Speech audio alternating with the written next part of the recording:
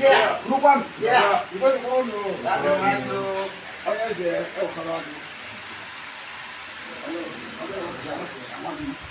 Ụwa. Mana mena no wo kwa.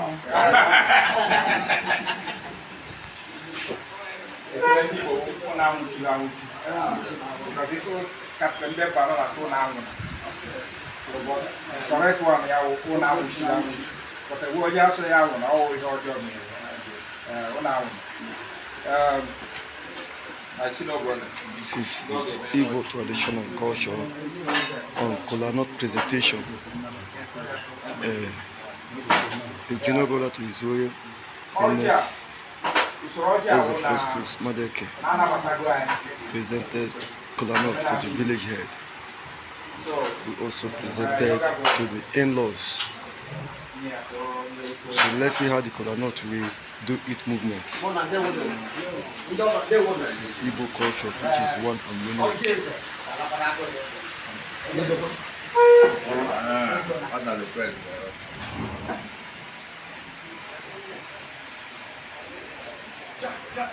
Obi Mgbidi Kwen. Mgbidi Kwen. Olu Kwen. Ozordinaobi Kwen. Imo State Nigeria President. Daughter of Onye Eze. Inu mana oji na Igbo budo. Kime alamudi Daughter oji. N'ogo mu, dan oji. Ekekere wo, oji. Ikwu nna anyị Daughter oji, ikwu nna Daughter oji, ikwu atọ Daughter oji, ikwu atọ ya bụ ndị ọgọ. Madueke mewu, ndị nwere ụlọ a, gbada ọjị. Nna ka bịa lọ emere Daughter oji. Àwọn ọzọ na gbogbo si na ihe na ọjị si ike ikele nna. N'ụbọchị nke ihe ọma na-aga na be anyị, aga nwaanyị na ala oji. Ọ bụ ihe ọma, onye mụrụ nwa afọ onye bịa ịgbara onye ọma na-enye ya.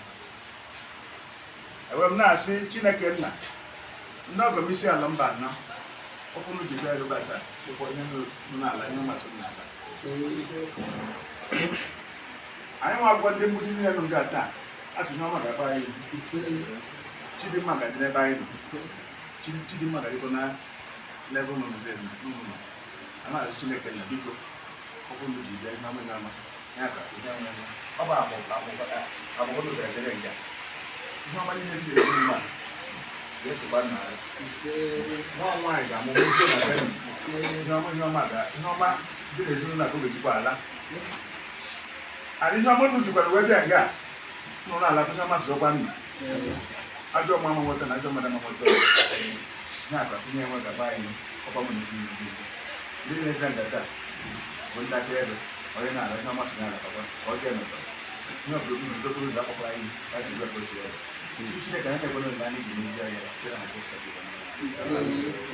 Ezediohamma Ozordinaobi.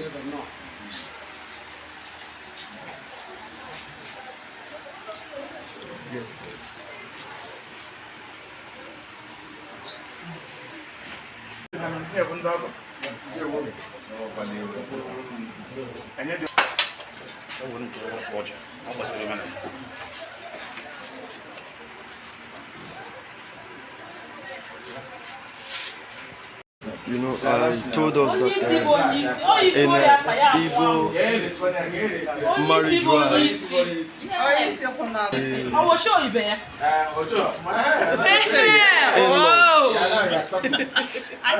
they come to the home of the daughter, the lady who is getting married. That is what is happening here today. The in-laws just arrived here today for marriage rites of one of our daughters, the princess. At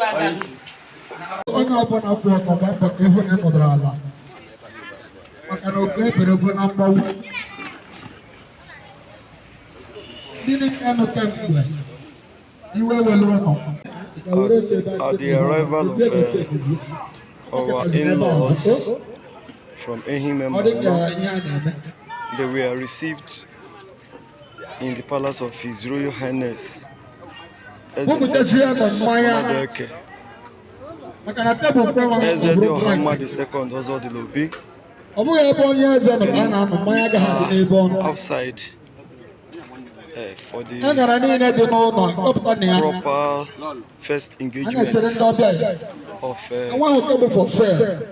traditional Igbo marriage. That is where we are today, happening live here at the Okwudor Mgbidi in Obi Mgbidi Autonomous Community, Imo State, Nigeria. Asimo Okwudor Mgbidi we bi eba yaka ha ga-eji wee la n'aha Jesus. Maka nwere ebe a gara mmemme the bringing out of items. We are here today for a typical traditional marriage. We are here today at the palace of Eze Festus Madueke, Ezediohamma II, Ozordinaobi. I want to show to you what a typical traditional marriage of Mgbidi people. Here we are today is at Okwudor Mgbidi in Obi Mgbidi Autonomous community, and I'm here to showcase to us a typical family marriage right. This is not a manko, and this is not a traditional marriage, but this is just like 1 or 2 or 3 from the list. I had the introduction and the Igbo organizing. So follow me as I take you to the right. Allah ini huni when I say ndogo and what I urge.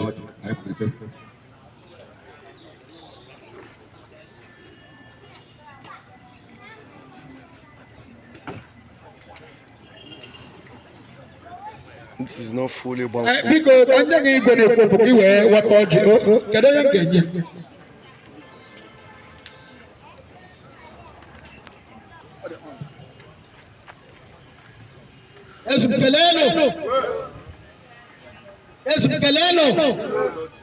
Es Muhakele Zono. Obi Mgbidi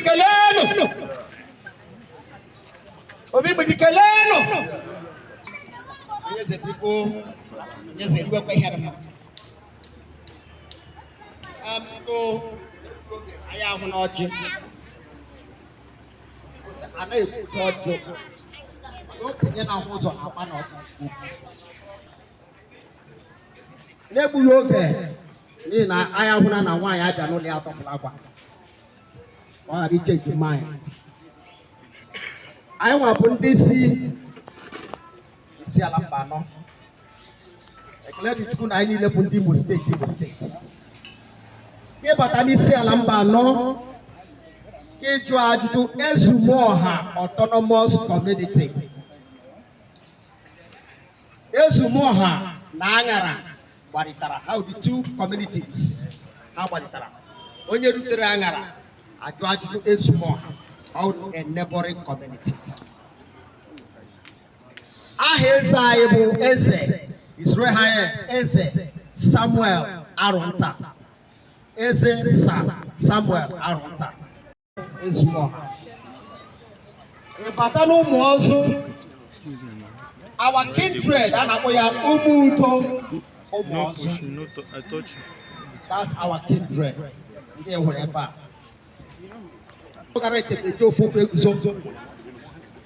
Oji Eze galana ke Eze bakana jana yeshine lueye jine shina ala wene omena ala wo ajoje ana ala yala ona mutula mutu enye Igbo na-ekwu n'aka His Royal Highness Madueke ayesi budotere gị ngwa ndogo gị sị na ha ga awoje n'ihu gị. Hello.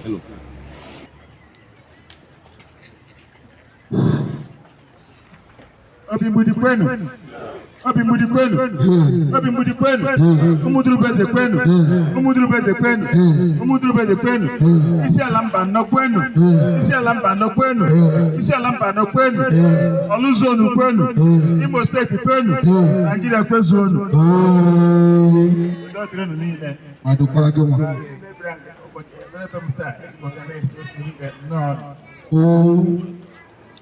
Chidimma ya mekwa n'ezinụlọ nna ihe ọma ihe ọma ga-eso nna ọjọọ ama nso nna onye ọbụla mụrụ nwa onye napụrụ onye ọma mere atụma eji kịta ada anụmeke nwa nwaanyị ya bụ nnukwu ihe ọma na onye ọbụla mere ebe nga taa kpọrọ m ibu ihe ọma ka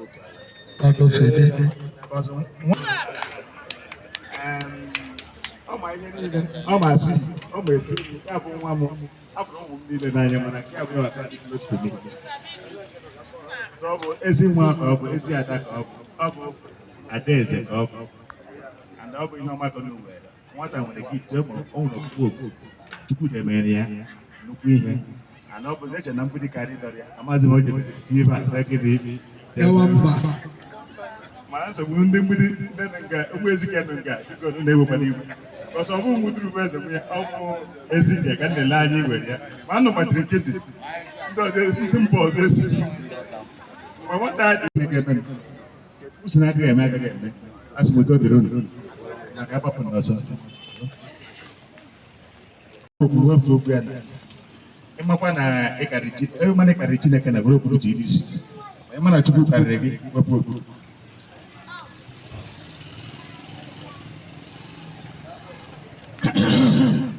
ekekere ụwa Chineke nna ndị iche ndị bụ na ndị ekere mmadụ eke megburu hibere ụlọ a ana m akpọkụ gị ọzọ na-akpọkụ gị na-ekele gị maka ihe ọma nke na-eme ụbọchị taa nna gị bịa alọghị mmadụ eke ana m ekele unu ma ọzọ na-akpọkụ unu na-ekele unu maka ihe ọma na-eme ezinụlọ unu ọzọ kpụnyepere ụlọ a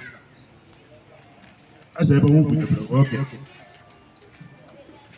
Chukwu biko ọha na eze ebere nga taa ndị niile ebere nga taa ndị ọgọ asị m onye labakwa ihe ọma so alaba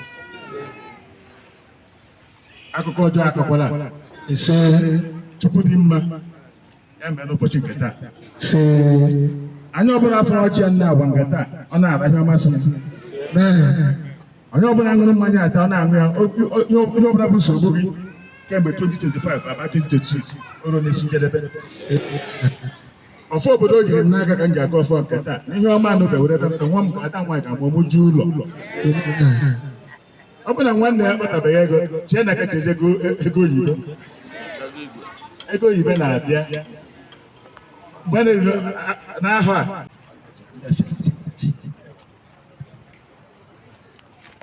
oke onye aka ebe ha gbara nwanne nwoke asọ Okwudor village ọjọọ agbara ịnọ n'ọfụ na-eme ahịa na-anọ ụbọchị na-anọ ngwa nye na wutere ka m gwa ya ka mara na ihe ụbọchị nke taa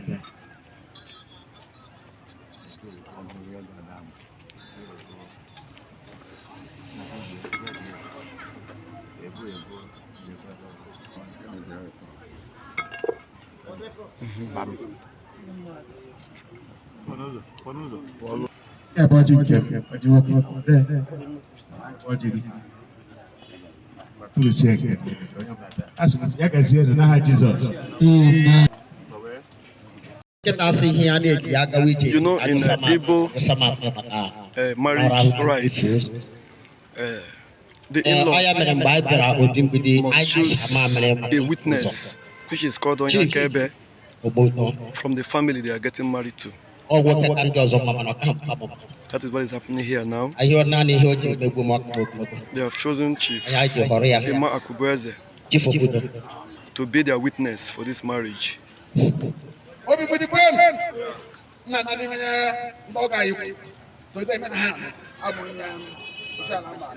so me go ya kebe onu ga eri nwa mana ala ni ma akwụkwọ no udo dịrị ana kwedekwara ko ka emekwana ka nka ji wee bụrụ mmadụ achọrọ m ịgba iji onye eze biko maọbụ onye Obi Mgbidi nọ ebe a na Madueke family biko kedu onye bụkwa na onye akaebe nke unu biko na onye nsị ka njọ. Okay, MC, thank you very much.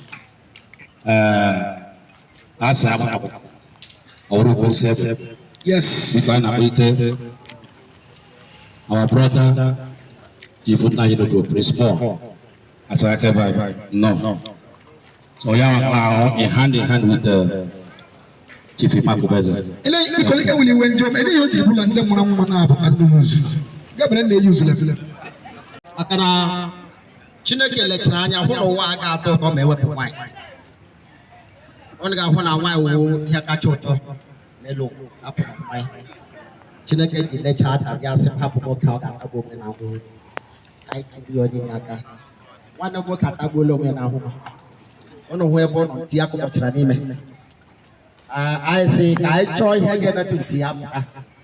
Ihe ọma. Ụnụ lekwana agwara iwu ndị ejighị nji anyị sị anyị chọkwana onye chagata ọcha. Ị na-atụkwara asị nwere m ewere gị ka ihe ji azụ. Anyị chụta otu onye ọcha. Sị agwara ndị ọcha ga anyị. Ndewo. So ị na-ekwere ihe ụlọ bara taa abịa ịlụ nwaanyị. And ọ na-afụ n'onye ọ bụ abi. Ọ na-afụ ya. Gwa ka m jụ n'ụmụ onye eze mara ma ọ na-akọnfam n'eziokwu na ha afụ n'onye ha bịara ịlụ maka na ihe eze jiri pụta ebe a taa bụ na obi ya ka bịara ime ihe. So ka m mara ma ọ bụ eziokwu na ọ kọnfam maka amata ihe nụ n'okwu. Onye eze biko ọ bụla ịma ndị egwu anyị publicly.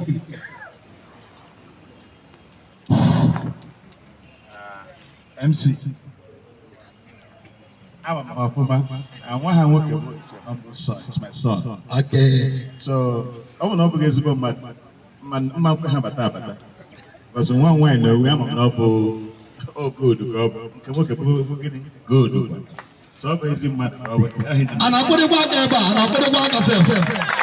Okay, for the fact that the two families have confirmed na have one way. And the church is the minute. I got check ndị Madueke family now gwa ha ihe oriri wee lakpụ isi nga akpọpụ nwa agbọghọ osete Ebe anyị na-aga na-awụ item 3. Calling of the list. Mmanya abalị 4. Item 3. Ise ndị mmanya abalị 4. Anyị nwere 2 cartons of star beer.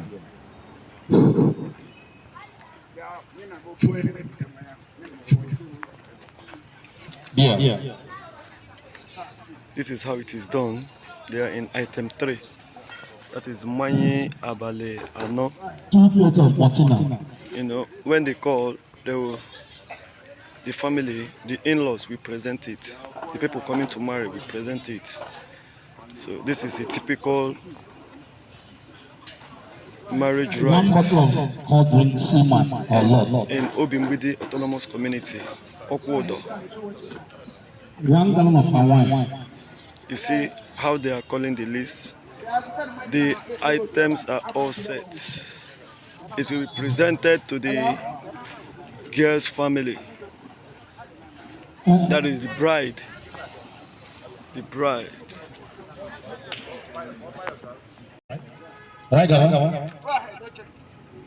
Igbo ụmụnna. 1 big she-goat. Si mụta kafe anya. 16 tubers of yam, big one.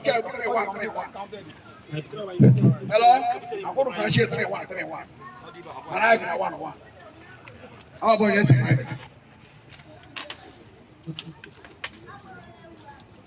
Go ahead. MC.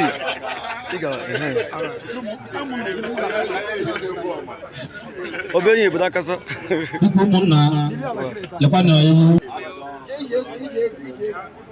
Then 2 cartons of star beer or any other.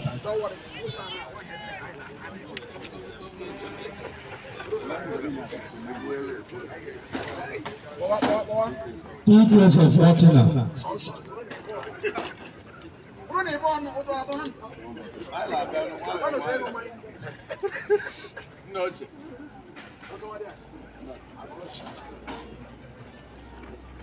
Go ahead.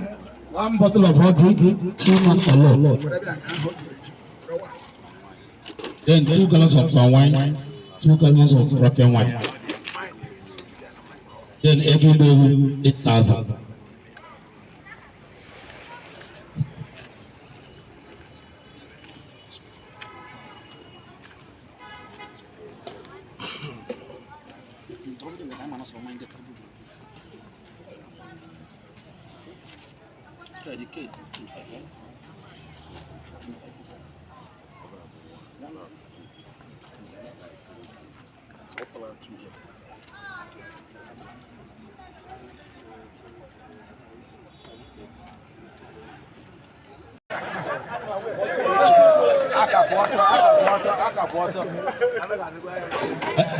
Okay, go ahead.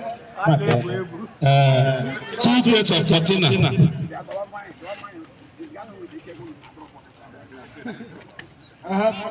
plates of platina.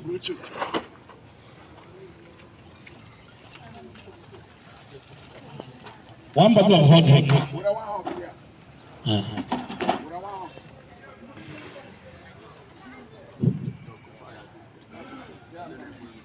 The unique thing about Igbo tradition is a bride is not owned by the father alone. It's a collective thing by the 4 gallons of families. wine. That is called Omona. We are not worrying you for mark the That is Omona for you. A man does not own the daughter alone. It's owned by every family. 1 roll of Benson cigarette. During her marriage, everybody enjoys this. Everybody enjoys.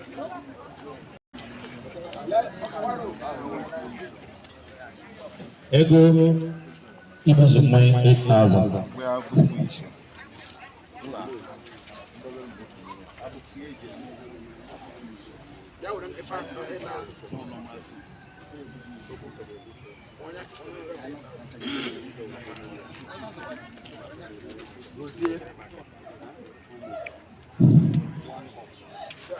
Them 6, Open of 5, 2,000.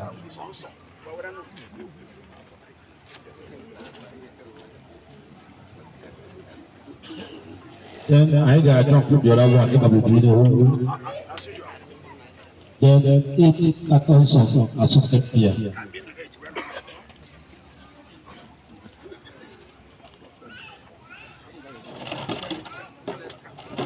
The reason for the empty crate is it's fridged already. So it's not empty crate, things are inside, just that is put inside the fridge to get chilled. So the family will enjoy it.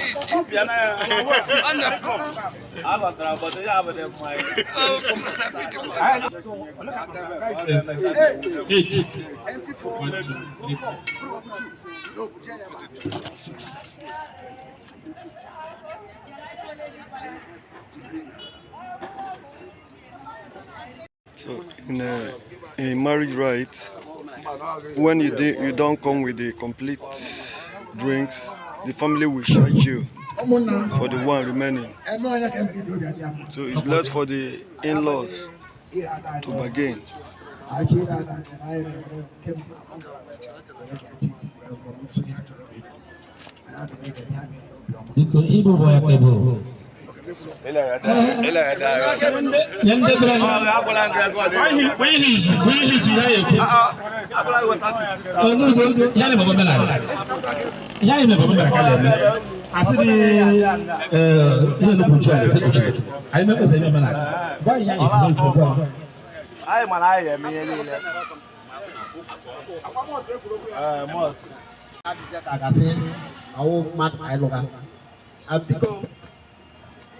Okwenu kweme aga me wete 4,000 une we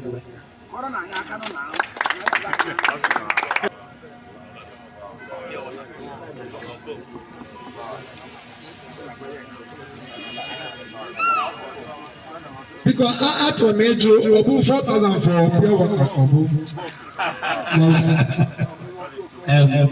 Ndogo. Yeah, but now yoga.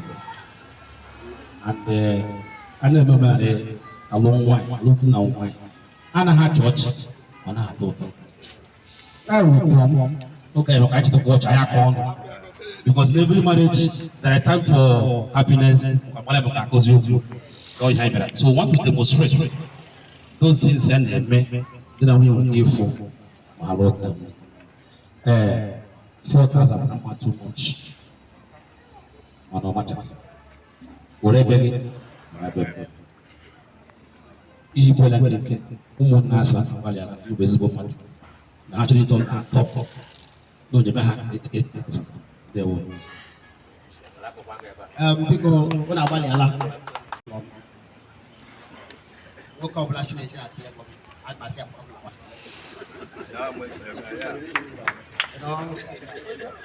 so ọ gwuola m onye Awụsa si ike asịrị my brother nwanne m nwoke bụ ọchị amụgabeghị m otu esi achị ọchị amụga 8,000 bụ obere ego asọmpi m ji ego 8,000 small money mana ego agbala ha na dị mkpa biko mmegbu achọm ka m chiwe ha a na-enye m 6,000 okay no agbalịala na ndị ụmụnna m ajụjụ ma ọ bara green. This is bringing to my la nanyo who haven't come home for a long time. I just got 5,000. I'm not doing this. See how it is done here. Okay, no, you see, sat up. About 6,000. I already thank you. 6 times 4 is 24,000.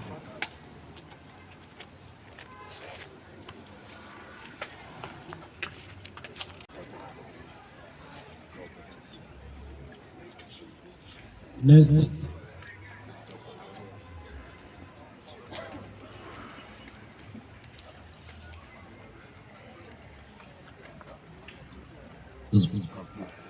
Okay, next 4 bottles of silver drink or love.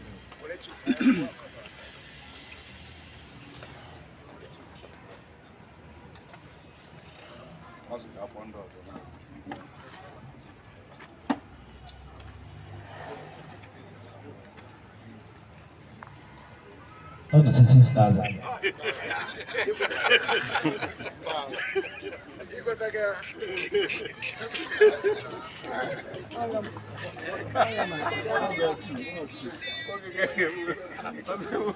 I'll buy with the 6.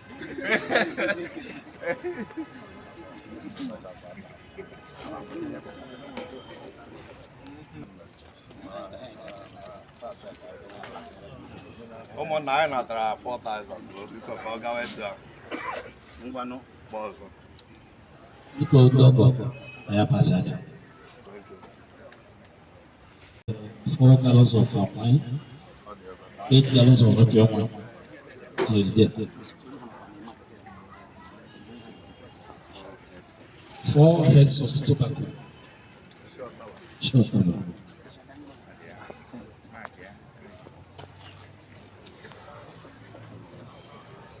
let 2 lumps of potash follow.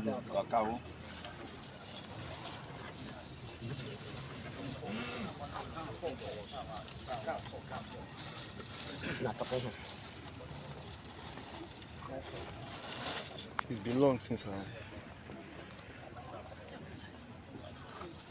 saw what is called head of tobacco.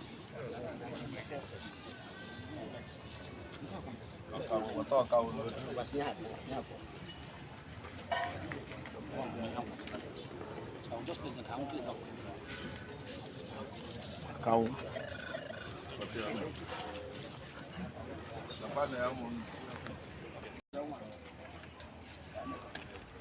Yeah, with the war.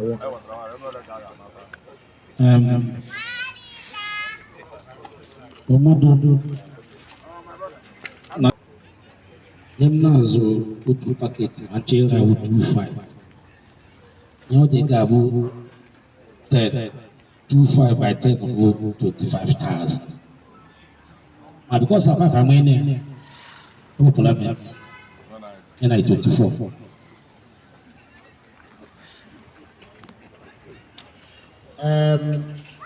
What is there? No. Jama, how can I judge on a corner? If you're 65, I'm not listening to you. I'm going to trade. I'm going to my hammer. We're going to one packet, not 5,000. But I only have 4 money in my hand. I'm going to organization from 500. Now we're going to go and work on here. This is where they begin. Thank you very much. amakwana m na ana m agụkwa pensụl kama n'ihi ihe isi ike ana m azụ na road ana m azụ paket by paket ọ na-agbara m chip so that packet roll ya ama m kosi adị achọ m igburu gị ana m azụ 5,000 Ọ sị na ya weta 5,000. Okay. Okay. Ikpola ma ihe na-ese, anyị ma bụ ihe na-ese. And a sị ka onye ihe a nọgbara bụ kama ya opune okwu ndị oyibo so ibesi forward ever backward never. So ya bụ forward never prepare 6,000 and move.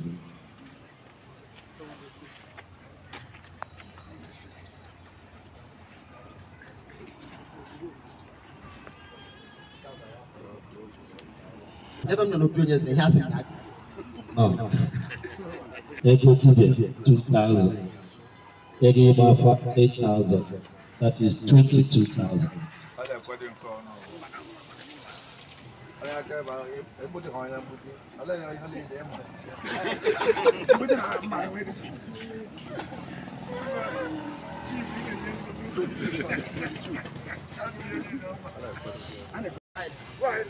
I can say one eating book. One big life boat and a set.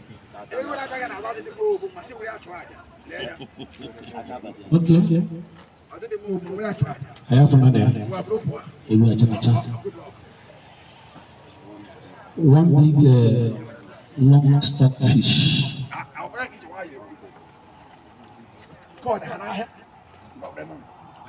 One plate of Mortina. 1 gram of palm wine. With the Mortina. Pious.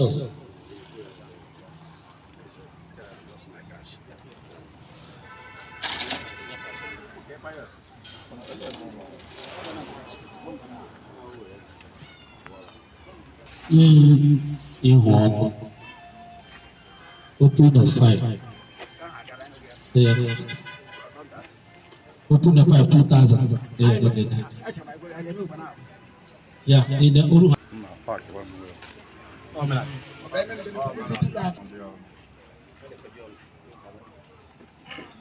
There are some that are negotiable, and there are some that are not negotiable. Cartons of star beer.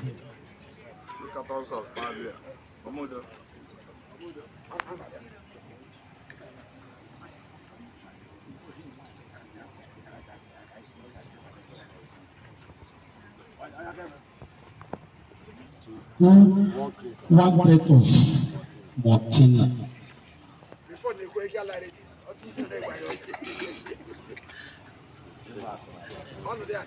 One bottle of cinnamon color.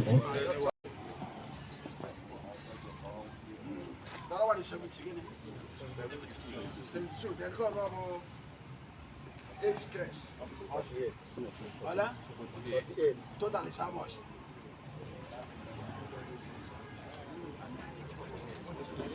120,000. This is the complete.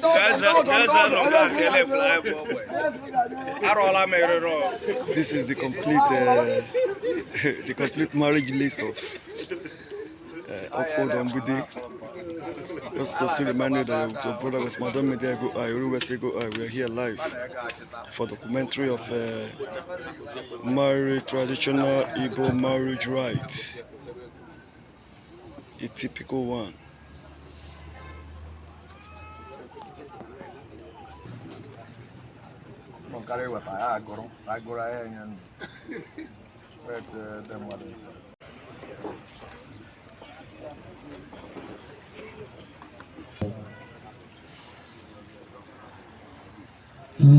Bottles of hot drink, sim or not. We're ready, go ahead.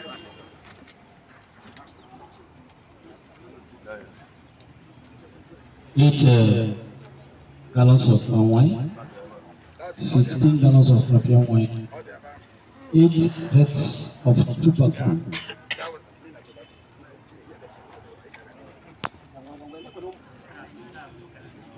2 rows of pencil should follow. 2 rows of pencil should follow.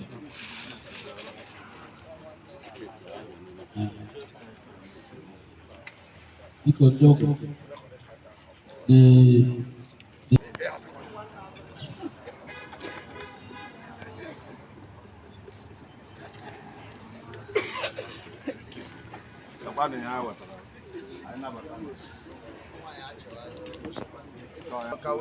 two rows of cigarette first.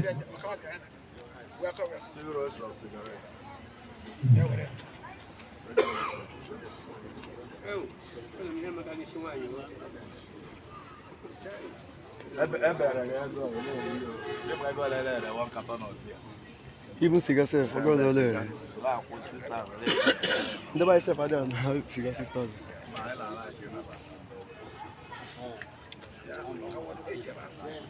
8 pieces of wood patch.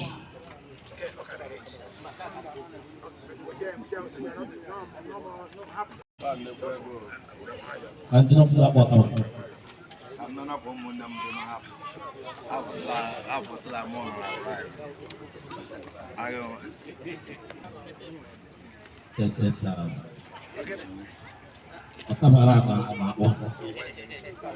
One bottle 10,000, one bottle 10,000.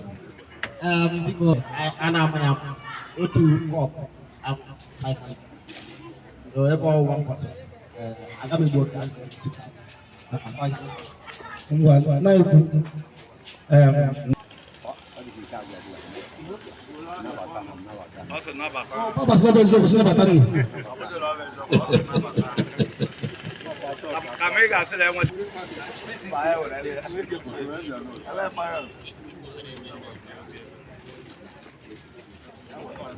Eight big piece of cola nut, please.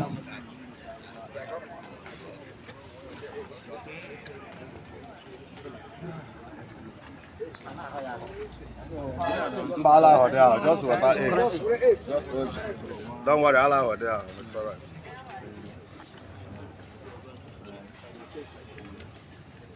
Okay.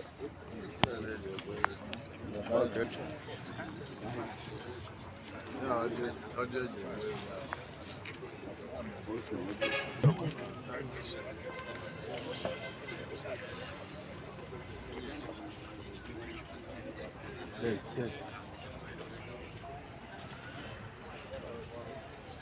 Go for 8,000. I go Mgbidi 8,000. I give what to Okwudor 1,000. Obi Mgbidi 8,000. Messi 20,000. Total damages.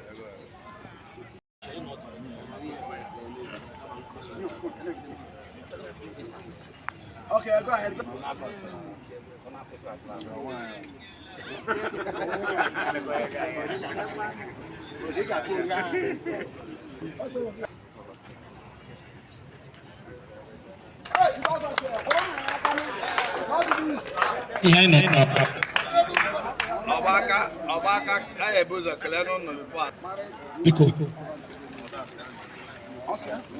One quick one. Get a small stout. One quart of Martina.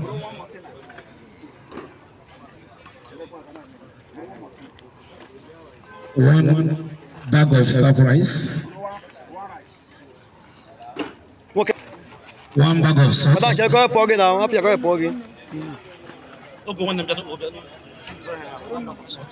No. 4 big stockfish. Yeah, 4.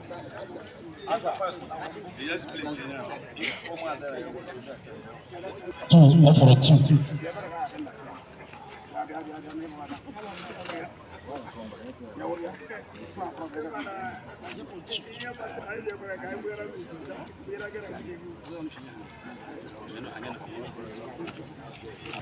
One, no, 20 pieces of parcel first.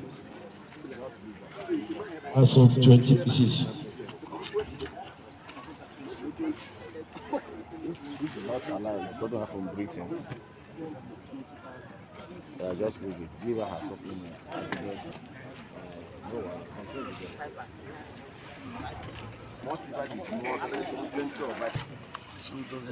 2 dozens of lawsuit.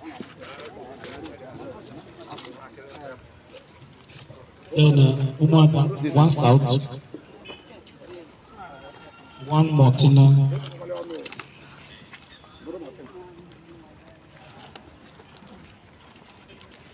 one bag. These are for Umuada. 4 stockfish.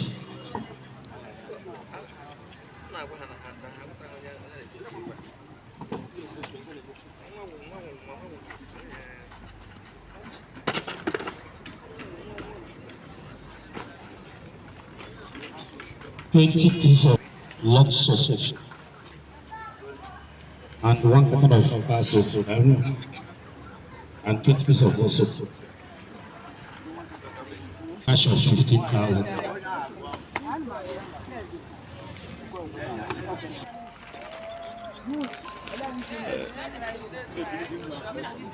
Mgbidi marriage is divided into 3 segments. The youth. Umunna, 4 1 segments. carton of star. Umunna, 1 roll Umuada, of cigarettes, 6,000. Ndoloralo, 6,000. and the youth. That is 1 segments, Martina. 4 parts.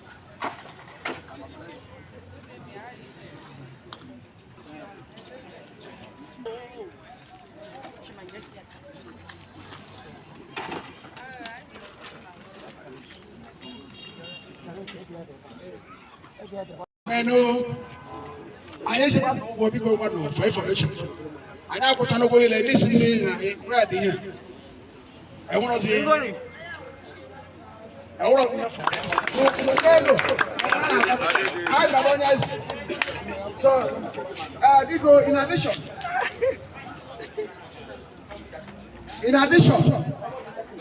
you just the bonus. For that, I go back at 1,000. I want mine. I know my cake. I tell one of them also. Man, today, here goes the bonus. It's a drama. Go you put us community. And the private so see there. House I need them to shine them. But all those say I will wrote to him. Let me have the one. As I would him. One live cow. This is never done in Mgbidi before, but it's happening here live. Mgbidi Isiala Mbanọ Imo State Nigeria kwezonu. Ndị ọka ndị ewenu. Ya obi ya nwere ijiri ọfụma.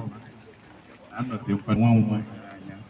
Ihe o mere ihe abụkwa bụ emechapụ ife kelele m ụnụ epegoro ihe ụmụ na-adịghị ihe niile ha chọrọ ụnụ chọrọ imefu okwu ụnụ emecha ihe niile ndị ndụ sokwa ebe a na-alata ụmụ na-adị hapi ihe n'obi eme taa na ha ma nkwụchara ekwucha ikwu kontinu agaghị eji eme ya na-ama atụ ọzafụrụ ekwe ebe abụcha nwaanyị niile akpa ego ha eweta abịakwa tụkwasị ya isi onye eze sike ewere ihe atụkwasịra gị ọnụkwu ihe ọma ka ọ bụ ike ekelele unu ọ ga-adịrị na mma Chineke na-agakwaghachi unu ya ebe nke a si pụta ọzọ nọchikwa nụ ihe akụ ihe enwe ga-akpọ unu ọkwa anyị n'onwe anyị ihu n'aha Jizọs onye nwe anyị. Ezediohamma II, Ozordinaobi.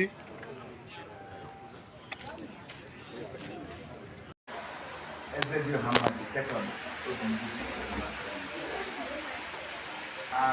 Obi Mgbidi today, meaning Kaka wine, na kabuka, yeah, Tina Zona.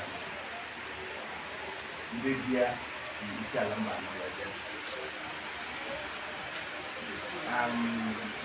One, man that said, what I have food, that one got it. So, okay, but you got no more, so you don't know. After that, I want him to tell you, but you don't want him. So, onye nke anyị na-abịa kịtara bụ nke kwesị na-abịa ya mgbe ndị kwesịrị kwesịrị ndị osara ya isi eche ka ọ ga-eji ese dịka onye ha before ile na-abịa etinye hand in marriage ọ na-enwekwa njisi there's another person, one of my friends, the chairman of the pump of Isiala Mbanọ. I was there, see I'm well with the Kabusha, and she's doing well for herself. And then they did I don't know the chairman of Kabusha, and one of Yanka on the University of Birmingham. And what they say, on your offer, my mother, and I told one exactly. What is a mother there? So, an engineer, also pastor of the church in Birmingham. His name, Obi Mgbidi. See, I got the only one actually. I see me going out there. I see I'm not. So I got to school. I never went to the master session. I never went to the master session.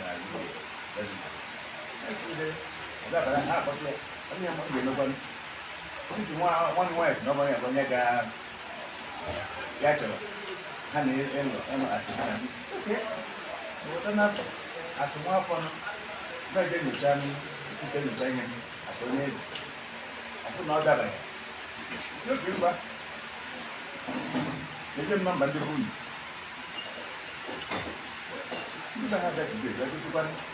I'm happy to get from now. I say really that the heart has from a good food. No monarchy didn't get a meta, every channel honey. No monarchy. Have the way who was here.